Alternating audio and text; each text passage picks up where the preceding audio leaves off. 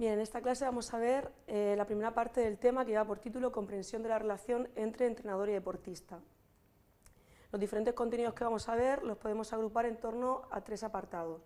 En primer lugar, veremos la definición de la relación entre deportista y entrenador.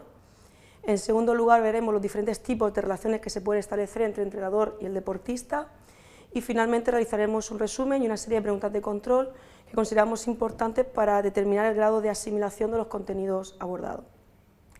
Bien, van a ser dos los objetivos que vamos a perseguir con este tema. En primer lugar, conocer las dimensiones conceptuales de la relación entre el entrenador y el deportista, y en segundo lugar, conocer las diferentes relaciones que se establecen entre el entrenador y el deportista. Bien, para comenzar, mencionamos un aspecto clave, que es aquel que gira en torno a la idea de que las relaciones con otros son una parte central de la vida de las personas. Es decir, independientemente del contexto en el que nos encontremos, bien el contexto social, deportivo, familiar o educativo, se produce una serie de relaciones entre las personas que están dentro de ese contexto. Así pues, en concreto, dentro del ámbito deportivo, las relaciones que se producen entre los tres pilares básicos que lo sustentan, esto es, entre los padres, entre el entrenador y entre los deportistas, va a ser crucial para garantizar el éxito o no en el deporte.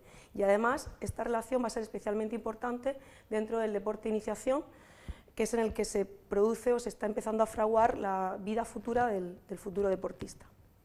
En concreto, nosotros en este tema nos vamos a centrar en la relación que se produce entre dos de estos pilares, que son entre el entrenador y el deportista. Pues bien, los diferentes estudios nos están diciendo al respecto que existe una serie de principales componentes que o bien nos van a garantizar el éxito y la satisfacción, o bien van a provocar que se mine esa relación y que se produzca el fracaso. Aspectos que determinan el éxito y la satisfacción son aquellos relacionados con el respeto, la confianza, el apoyo, la convicción, la cooperación y la comunicación, mientras que aspectos que van a minar la relación y que van a provocar el fracaso son aquellos que están relacionados con la falta de respeto, con un excesivo dominio, con una obediencia ciega, con un maltrato verbal o físico. Así pues, desde el ámbito de la psicología del deporte, se hace especialmente importante determinar dos aspectos clave. Por un lado, qué se entiende por relación entre entrenador y deportista, y por otro, qué diferentes tipos de relaciones se pueden establecer para poder determinar las consecuencias que conlleva cada uno de esos tipos de relaciones. Así, en relación a la primera cuestión, desde el ámbito de la psicología del deporte se entiende relación entrenador-deportista como aquella situación en la cual los pensamientos, los sentimientos y las conductas de los deportistas y entrenadores se encuentran estrechamente relacionados entre sí. Es decir, un deportista que siente que confía en su entrenador va a estar de acuerdo con su forma de pensar, con su forma de actuar, con su forma de dirigir el entrenamiento y, consecuentemente, va a adoptar una conducta cooperativa para el trabajo que está desempeñando su entrenador. Y viceversa, un entrenador que siente que su deportista confía, está de acuerdo con su forma de plantear los entrenamientos y muestra una actitud cooperativa con él, va a hacer todo lo posible para dar respuesta a estas expectativas. De ahí que podamos decir que la relación entre el entrenador y el deportista sea una relación dinámica, por cuanto que tiene que ser bidireccional y no unidireccional, es decir, se debe dar entre el deportista y el entrenador y el deportista. Debe ser cambiante y circunstancial, por cuanto que se debe de cambiar y ajustar a las circunstancias propias del momento. Circunstancias propias que va a marcar tanto el ámbito deportivo, momento del entrenamiento, momento de la competición, así como circunstancias que van a marcar el ambiente familiar o personal de ese deportista.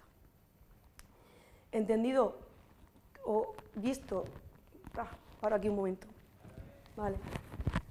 Una vez vista, vale.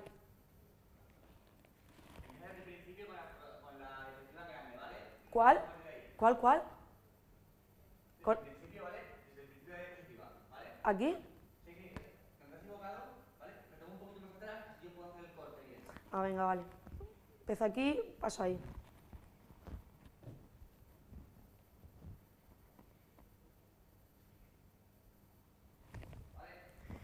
Es por ello que esta relación entre el entrenador y el deportista se diga que es una relación dinámica, por cuanto que debe ser bidireccional, es decir, debe darse entre el entrenador y el deportista y el entrenador, y no única y exclusivamente unidireccional. Debe ser cambiante y debe ser circunstancial, por cuanto que se debe cambiar y adaptar a las circunstancias propias del momento en el que se encuentre, bien en el ámbito deportivo, es decir, bien en el momento del entrenamiento o de la competición, y bien a las características propias de la situación personal y familiar de ese deportista.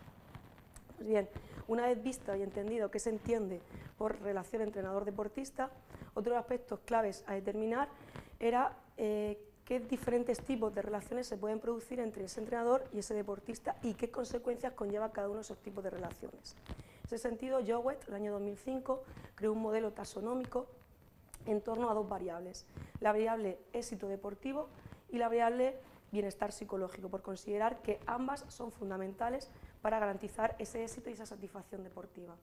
Además, dentro de la variable éxito deportivo o rendimiento deportivo, estableció dos subdimensiones, la subdimensión éxito y no éxito. Y dentro de la variable bienestar psicológico estableció dos subdimensiones, la subdimensión afectividad e inafectividad. De tal manera que, según la relación que se producía entre cada una de estas variables, podemos encontrar un tipo u otro de relación.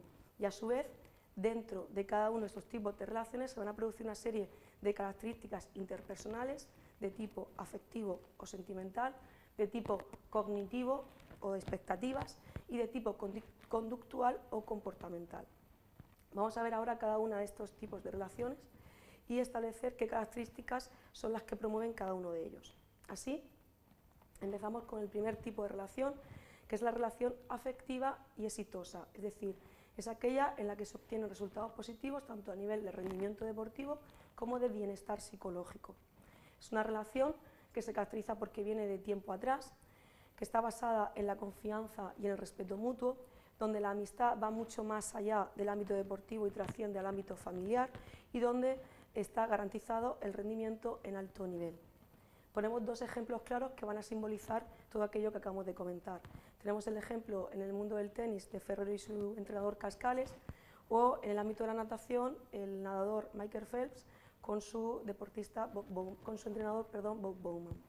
Concretamente, si nos centramos en este último ejemplo, vemos que se trata de una relación que comenzó a los 10 años del nadador, que con 18 consiguió que fuera el primer deportista americano en conseguir 8 medallas en los Juegos Olímpicos, 6 de ellas de oro, y si nos basamos en informaciones o en los medios de comunicación, vemos referencias del entrenador hacia su deportista, que viene a decir que es más que su entrenador, es su líder, es su amigo, es su confidente, o bien comentarios del deportista frente a su entrenador, que dice que además de su madre es la persona que más le conoce. Es decir, son dos claros ejemplos que nos vienen a decir relaciones basadas en la afectividad y en el éxito deportivo, a la que cualquier entrenador debe de conseguir aspirar con sus deportistas.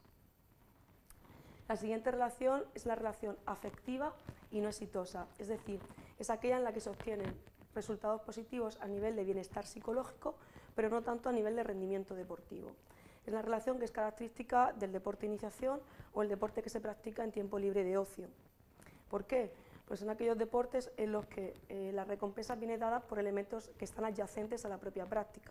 Es decir, el objetivo principal de una persona que practica deporte en tiempo libre de ocio es mejora física, bienestar psicológico, socialización, etc. Mientras que en el deporte de iniciación el objetivo que se persigue es que los deportistas, bien niños, bien niñas, se inicien en ese deporte, conozcan ese deporte, se adhieran a un tipo de práctica deportiva, etc.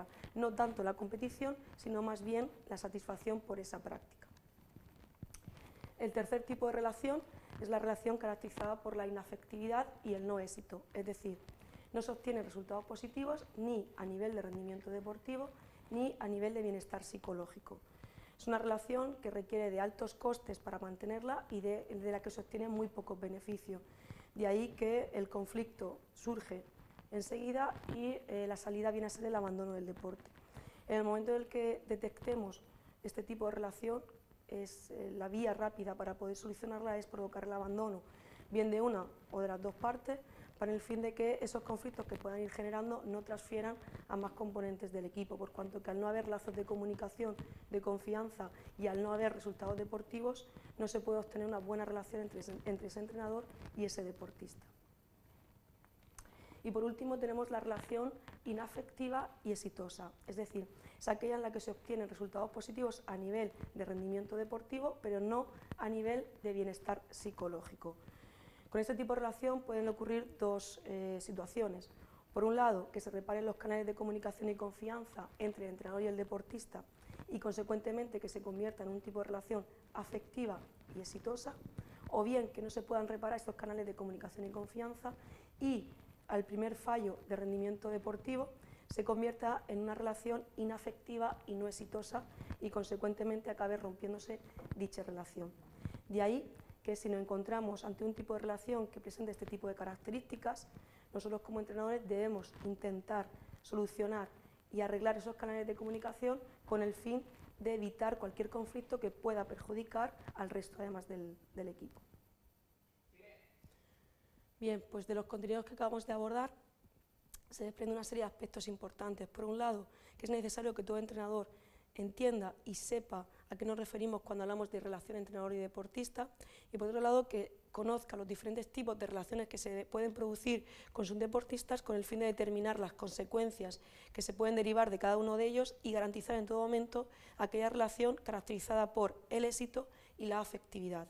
El estudio de este tema, por tanto, decimos que es importante debido a que pueden ayudar desde una perspectiva práctica a que los protagonistas del deporte gestionen mejor sus intercambios sociales, porque las relaciones entre el entrenador y el deportista suelen ser una fuente de gran número de problemas psicológicos en el deporte, tales como el conflicto, falta de apoyo, desconfianza, desilusión y desmotivación, y por tanto se hace necesario que todo entrenador conozca las vías, las formas por las que poder provocar un tipo de relación idónea con sus deportistas y garantizar, como decimos con ello, el éxito y la satisfacción del deporte.